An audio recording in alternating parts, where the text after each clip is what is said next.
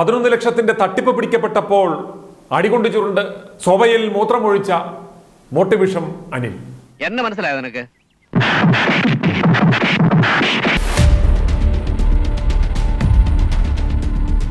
അനിൽ ബാലചന്ദ്രൻ എന്ന മോട്ടിവേഷൻ സ്പീക്കറുടെ പെരുവരിയിൽ കുത്തി ചാടിച്ചാടി നിന്നുള്ള മോട്ടിവേഷൻ കയറ്റുന്ന സോഷ്യൽ മീഡിയയിലെ റീൽസ് കണ്ട് തലസ്ഥാനത്തെ ഒരു പ്രമുഖ വ്യവസായിയുടെ മകൻ അദ്ദേഹത്തിന്റെ പിതാവിനെ വിളിച്ചു. പപ്പ, നമ്മുടെ 11 ലക്ഷം മോട്ടിച്ചു കൊണ്ടുപോയ പഴയ നമ്മുടെ സെയിൽസ് എക്സിക്യൂട്ടീവ് അനിൽ പാക്കരനില്ലേ, ലവൻ ഇപ്പോൾ വലിയ മോട്ടിവേഷൻ സ്പീക്കറാണ്. മണിക്കൂറിന് ലക്ഷങ്ങൾ വാങ്ങുന്ന കക്ഷിയാണ് ഇപ്പോൾ. ഇവന്റെ ആ തരികട നമുക്ക് വെളിയിലൊന്ന് വിട്ടാലോ പപ്പ എന്ന് ചോദിച്ചപ്പോൾ ആ പിതാവ് പറഞ്ഞു, വേണ്ടടാ, പോട്ടെ, അവൻ ജീവിച്ചു പോട്ടെ, പോയി രക്ഷപ്പെടട്ടെ എന്ന്. ചുരുക്കം പറഞ്ഞാൽ ആ വലിയ മനുഷ്യന്റെ ഔദാര്യമാണ് അനിൽ ബാലചന്ദ്രൻ എന്ന ചെറുപ്പക്കാരന്റെ ഇന്ന് നാം കാണുന്ന ഈ ജീവിതം. അനിലിന്റെ തള്ള് പെട്ട തള്ള പോലും സഹിക്കത്തില്ലെങ്കിലും അദ്ദേഹം സന്തോഷിച്ചു. കാരണം ഇവൻ രക്ഷപ്പെട്ടല്ലോ, പഴയ ഉടായ്പെല്ലാം വിട്ടല്ലോ എന്നോർത്ത് സന്തോഷിച്ചു. അങ്ങനെ ഇരിക്കുമ്പോഴാണ് അനിൽ പാക്കരൻ മോട്ടിവേഷൻ ഇറക്കാൻ കോഴിക്കോട്ട് ഇക്കഴിഞ്ഞ ശനിയാഴ്ച ചെന്നപ്പോൾ തലേദിവസം അടിച്ചതിന്റെ കെട്ടുപിടാഞ്ഞിട്ടാണോ അതോ നാവിൽ ഗുളികൻ കയറി ബ്രേക്ക് ഡാൻസ് കളിച്ചതാണോ എന്നറിയില്ല, കാര്യങ്ങൾ കൈവിട്ടുപോയി.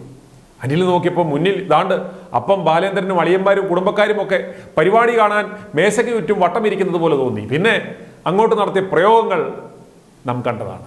ഞാൻ പറയുന്നേ നടക്കൂ, എന്താ എല്ലാവരോടും ഓടി അങ്ങോട്ട് വന്നേ? കാശ് കൊടുത്തു പോയി.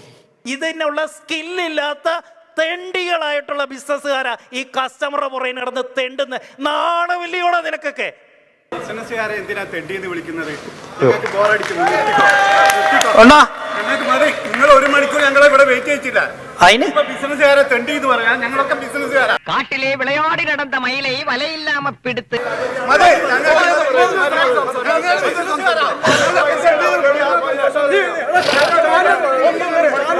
എടോ, തന്നെ വിളിച്ചോ ഞാൻ?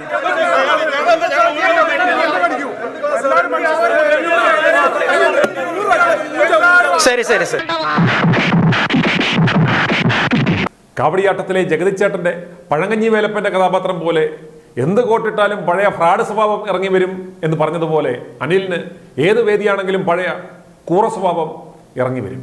ആ മര്യാദയ്ക്ക് സർവീസ് കൊടുത്തിട്ട് അവന്റെ പുറകിന് കിടക്കുക താങ്ങിക്കൊണ്ട് കാശ് തരാനെന്നും പറഞ്ഞ്. ഒരു നിത്യോപയോഗ സാധനം for ladies and gents. Kozhikode Anil ഓർത്തത് കോട്ടിട്ടുകൊണ്ട് എന്നാൽ കുനിച്ചു നിർത്തിയ ആളുകൾ ഇടിക്കില്ല എന്നാണ്. എന്നാൽ തെറ്റിപ്പോയി. കോഴിക്കോട്ടെ ആണുങ്ങൾ 4.5 കിലോ ഉള്ള കോട്ടൺ ഷൂവും ചേർത്ത് 32 കിലോ 650 ഗ്രാം ഭാരമുള്ള അനിലിനെ ബെൽറ്റിന്റെ ബക്കിളിൽ തൂക്കിയെടുത്ത് കലണ്ടർ ഇടുവാൻ അടിച്ചിരുന്ന ആണിയിൽ തൂക്കിയിട്ട് പടപടാന്ന് 2 കൊടുത്തു. കിട്ടേണ്ടത് കിട്ടിയപ്പോൾ താങ്ക് യു, ഇത് പരിപാടി തുടങ്ങുന്നതിന് മുമ്പ് എന്തുകൊണ്ട് തന്നില്ല എന്ന് ചോദിച്ച് ഇങ്ങനെ കാണിച്ച് വണ്ടിയിൽ കയറി സ്ഥലം വിട്ടു. കവളും തൂത്തു പോകുമ്പോൾ അനിൽ സ്വയം പറയുന്നുണ്ടായിരുന്നു, തളരരുത് അനിൽ, നീ തളരരുത്, ഇനിയും ഇതിലും എത്രയോ മുട്ടനടി വരാനിരിക്കുന്നു എന്ന്. ഇനി ഈ കിങ് ജോക്കർ അനിൽ ആരാണെന്ന് നോക്കാം. ഈ അനിൽ ബാലചന്ദ്രൻ 2017 തിരുവനന്തപുരം ആസ്ഥാനമായുള്ള ഒരു പ്രമുഖ ഫർണിച്ചർ ഷോറൂം ശൃംഖലയിൽ ബിസിനസ് എക്സിക്യൂട്ടീവായി ജോലി ചെയ്ത ആളാണ്. ഉടമ എറണാകുളത്ത് മകനു വേണ്ടി തുടങ്ങിയ ഒരു പുതിയ യൂണിറ്റിൽ അനിലിനെ നിയമിച്ചു. ശരീരം ചെറുതാണെങ്കിലും നാക്കിന് നല്ല നീളമായിരുന്നതിനാൽ മുതലാളിയെയും മകനെയും അനിൽ കുപ്പിയിലിറക്കി. വിശ്വാസം പിടിച്ചു പറ്റി. മകൻ വിദേശത്ത് ഉപരിപഠനത്തിന് പോയപ്പോൾ അനിലിനെ കൊച്ചി യൂണിറ്റ് ഏൽപ്പിച്ചിട്ടാണ് പോയത്. ഏതാനും മാസങ്ങൾ കഴിഞ്ഞ് മകൻ തിരികെ വന്നപ്പോൾ എന്തൊക്കെയോ എവിടൊക്കെയോ വശപ്പിശക്ക് തോന്നി കണക്കുകൾ വിശദമായി പരിശോധിച്ചപ്പോൾ ലക്ഷങ്ങളുടെ തിരിമറി നടന്നതായി കണ്ടെത്തി. പെൻഡിംഗ് ഉണ്ടായിരുന്ന കച്ചവടക്കാരെ വിളിച്ചപ്പോൾ അവർ പറഞ്ഞു, ഞങ്ങൾ പണം അനിലിനെ ഏൽപ്പിച്ചതായി. അനിൽ കൂടെ നിന്ന് നൈസായി പറ്റിക്കുകയായിരുന്നു എന്ന് മനസ്സിലാക്കിയപ്പോൾ മുതലാളിയും മകനും ഒരു ദിവസം അനിലിനെ തേടിപ്പിടിച്ച് കാറിൽ കയറ്റി അവിടെ ഒരു ഫ്ലാറ്റിൽ കൊണ്ടുവന്നു. തൂക്കിയെടുത്തപ്പോഴും അനിലിന് യാതൊരു കൂസലുമില്ലായിരുന്നു. കോളറിൽ പിടിച്ച് തൂക്കിയെടുത്തപ്പോൾ തന്നെ അനിൽ പറഞ്ഞു, സാർ, എനിക്ക് കുറേ കടങ്ങളുണ്ടായിരുന്നു, അത് വീട്ടാൻ വേറെ മാർഗമൊന്നുമില്ലാത്തതിനാൽ പണം എൻ്റെ അക്കൗണ്ടിലേക്ക് മേടിച്ചു, അത് ചെലവായിപ്പോയി, കിട്ടുമ്പം തരാം എന്ന്. അനിൽ മോട്ടിച്ച കാര്യം നിഷേധിച്ചില്ല. നാറിയായിരുന്നെങ്കിലും നന്മയുള്ള നാറിയായിരുന്നു എന്ന് ചുരുക്കം. കോളറിൽ പിടിച്ച് സോഫയിലേക്ക് ഇട്ടപ്പോഴേ അനിൽ മുള്ളി നനഞ്ഞ് ചത്ത വവ്വാല് കിടക്കുന്നത് പോലെ സോഫയിൽ ചുണ്ടു കിടക്കുന്ന അനിലിൻ്റെ ഫോട്ടോ 7 വർഷത്തിനിപ്പുറവും അവരുടെ കയ്യിൽ ഭദ്രമായി ഉണ്ട്. കിങ് മേക്കർ ഹെലികോപ്റ്ററിനടുത്ത് നിൽക്കുന്ന ഫോട്ടോ കാണുമ്പോൾ അവർ ഈ പഴയ ഫോട്ടോ ഓർക്കും. അനിൽ ബാലേന്ദ്രൻ മുള്ളിക്കുതിർത്ത സോഫ പിന്നീട് അവർ എടുത്ത് പഴയ ഒരു ഷെഡിലിട്ടിട്ടുണ്ട്. കിങ് മേക്കർ അനിൽ മുള്ളിയെ ആ സോഫ കാണുമ്പോൾ അവർ ഇന്നും ചിരിക്കും. അന്ന് മുള്ളി നനഞ്ഞിരുന്ന് അനിൽ സ്വന്തം കൈപ്പടയിൽ മുദ്രപേപ്പറിൽ ആരുടെയൊക്കെ കയ്യിൽ നിന്ന് എത്ര രൂപ വെച്ച് മേടിച്ചു എന്നും ഇനി മേലിൽ ഇത്തരം പണി കാണിക്കില്ലെന്നും ഡിസംബർ 15, 2017 എഴുതി ഒപ്പിട്ട് കൊടുത്തു. ഗ്യാരണ്ടിയായി അനിലിൻ്റെ ICC ബാങ്കിൻ്റെ 10,92,221 രൂപയുടെ ചെക്കും 31/12/2017 ഡേറ്റ് ഇട്ട് നൽകുകയുണ്ടായി. ഒടുക്കം ഒരു വർഷം കൊണ്ട് കഷ്ടപ്പെട്ട് അനിലിൻ്റെ വിദേശത്തുള്ള ബന്ധുക്കളും സ്വന്തക്കാരും ഒക്കെ ചേർന്നാണ് ആ കടം വീട്ടിയത്. പിന്നീട് ഇദ്ദേഹം ട്രെയിനിങ് കോച്ചായ PP വിജയൻ്റെ അടുത്ത് പോയി പണികൾ പഠിച്ചു. പണി പഠിപ്പിച്ച ഗുരുവിനിട്ട് തന്നെ ആദ്യത്തെ പണി കൊടുത്തുകൊണ്ട് വലതുകാല് വെച്ച് അദ്ദേഹം മോട്ടിവേഷൻ പരിപാടിക്ക് ഇറങ്ങി. ഇപ്പോൾ ദാണ്ട് കിടക്കുന്നു. ഭഗതിൻ്റെ ട്രാൻസ്ഫിലിം കണ്ട ശേഷമാണ് അനിലിന് ഈ രോഗം പിടിപെട്ടതെന്നാണ് വിവരം. കുപ്രസിദ്ധ വചനക്കൊള്ളക്കാരൻ തങ്കുവാണ് അനിലിൻ്റെ റോൾ മോഡൽ.